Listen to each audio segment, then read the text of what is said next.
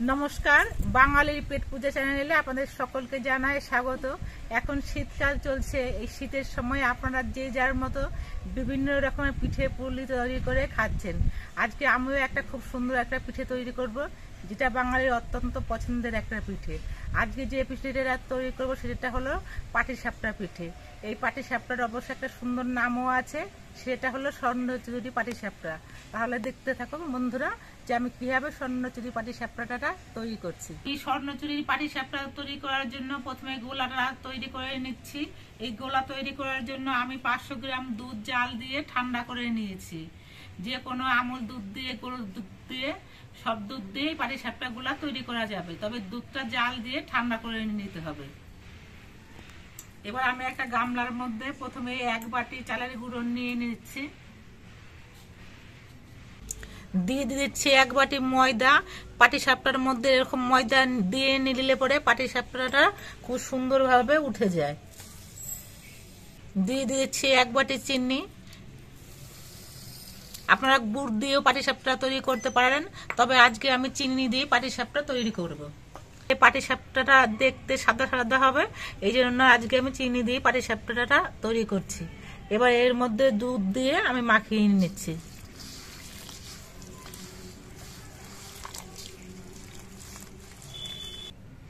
আপনারা যখনই পাটিসাপটা করবেন তখন আতপ চালের গুঁড়োর মধ্যে কিছুটা পরিমাণ ময়দা নিয়ে নেবেন, তাহলে দেখবেন পাটিসাপটাগুলো ভাজার সময় আর ভেঙে যাবে না। আমি পাটিসাপটা গুঁড়োটা এরকম ভাবে তৈরি করে নিয়েছি, খুব পাতলাও না আবার একেবারে ঘনও না। এবার আমি কিছুক্ষণ রেস্টে রেখে দেব, তাহলে পরে চিনির দানাগুলো গলে যাবে আর গুঁড়োটা আরো একটু পাতলা হয়ে যাবে। ঢেকে রেখে দিচ্ছি, 15 মিনিট পর আমি পিঠেগুলো ভাজবো। 15 মিনিট পর আমি পিঠেটা ভাজার জন্য চলে এসেছি। এবার ঢাকনাটা খুলে নিচ্ছি। ঢাকনাটা খুলে নিয়ে গোলাটাকে আর একবার আমি হাত দিয়ে মাখিয়ে নিচ্ছি।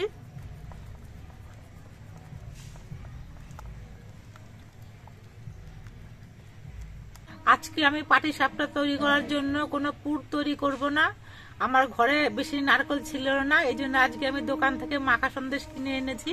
এই মাখা সন্দেশ দিয়েই আমি পাটিসাপটাটা তৈরি করব।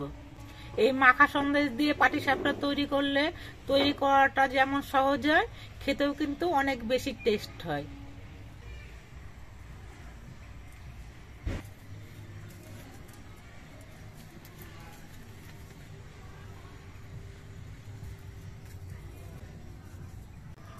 আমি রান্নার কড়াইতে করে পাটিসাপটাগুলো ভাজবো, তার জন্য কড়াইটা বসিয়ে দিয়ে গরম করে নিয়েছি। প্রত্যেকটা পাটিসাপটা তৈরি করার আগে একটু তেল মাখিয়ে নিতে হবে। এই তেল মাখানোর জন্য আমি একটা বেগুনের বোটা নিয়েছি। কি সুন্দর হয়েছে না ব্রাশটা! এই বেগুনের বোটা দিয়ে আমি কড়াইতে তেল মাখিয়ে নিচ্ছি।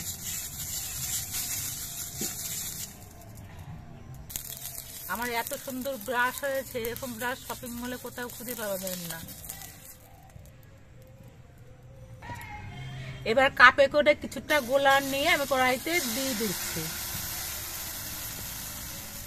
দিয়ে এবার ঘুরিয়ে নিয়ে গোলাগুলোকে ছড়িয়ে দিচ্ছি।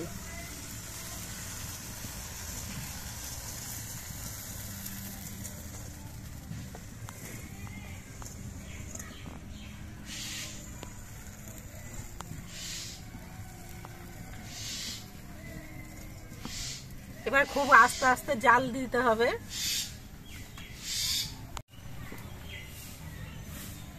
গোলাটা কড়াইতে শুকিয়ে যাওয়ার পর কিছুটা মাখা সন্দেশ নিয়ে আমি এরকম লম্বা করে দিয়ে নিচ্ছি।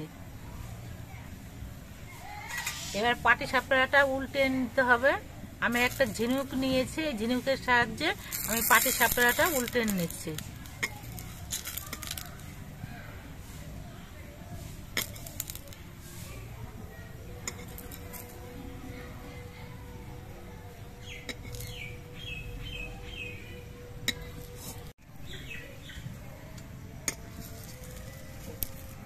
এই দেখুন আমার প্রথম পাটিসাপটা ভাজা হয়ে গেছে। প্রথমটায় উঠতে একটু অনেক সময় ডিস্টার্ব করে,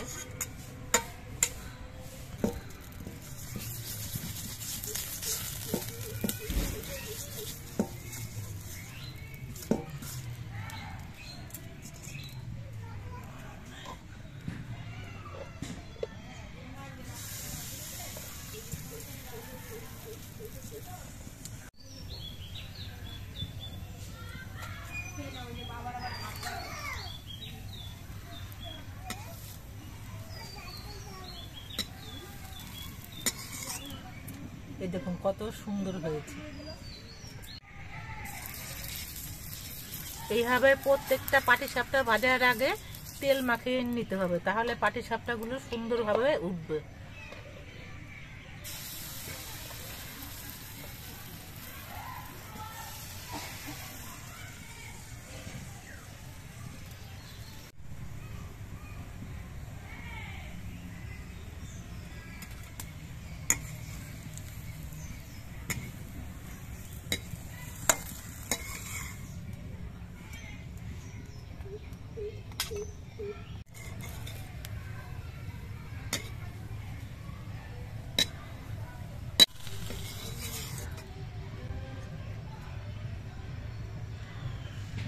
আমার সবগুলো পাটিসাপটা ভেজে নেওয়া হয়ে গেছে।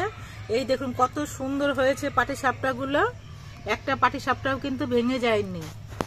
আমি রান্নার কড়াইতে করে এই সব পাটিসাপটাগুলো ভেজে নিয়েছি, কিন্তু একটা পাটিসাপটাও ভাঙেনি। আমি সমস্ত পাটিসাপটাগুলোকে ভেজে নিয়েছি। আর পাটিসাপটাগুলো এই অবস্থাতেও খাওয়া যাবে, তবে আপনাদেরকে প্রথমেই আমি বলেছিলাম যে আজকে আমি স্বর্ণচুরি পাটিসাপটা তৈরি করব। তার জন্য আমি হাফ মালাই নারকেল কুড়িয়ে নিয়েছি। এবার আমি এই নারকেল কুড়াগুলোকে ভেজে নিচ্ছি।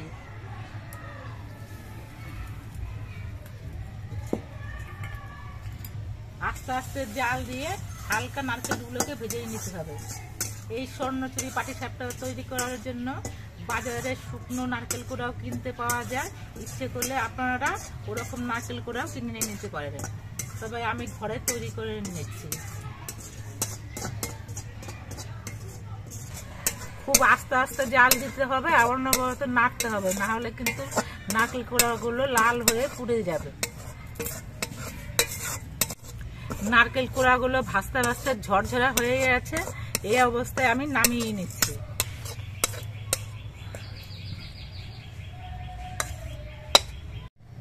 এই দেখুন নারকেলের রসগুলো শুকিয়ে একেবারে ঝরঝরে হয়ে গেছে। এবার আমি হাফ বাটি চিনি নিয়ে নিয়েছি।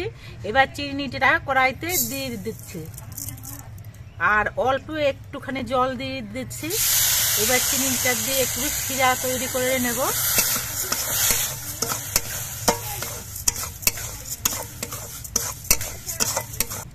চিনির দানাগুলো গলে গিয়ে আঠালো রসে তৈরি হয়েছে, এইরকম দেখুন। এই যে এবার এই চিনির রসটা আমি নামিয়ে নিচ্ছি।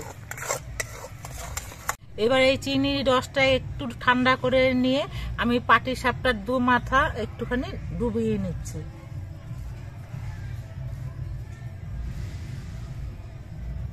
ডুবিয়ে নিয়ে এবার এই শুকনো নারকেলের মধ্যে দিয়ে নিচ্ছি।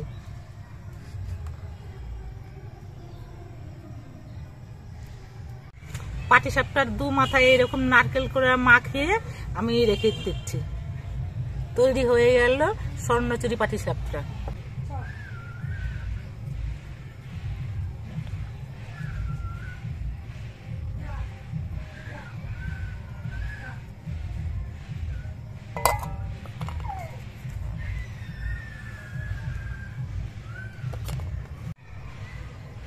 আমি সবগুলো পাটিসাপটাকে স্বর্ণচুরি পাটিসাপটা বানিয়ে নিয়েছি। এই দেখুন কত সুন্দর লাগছে দেখতে।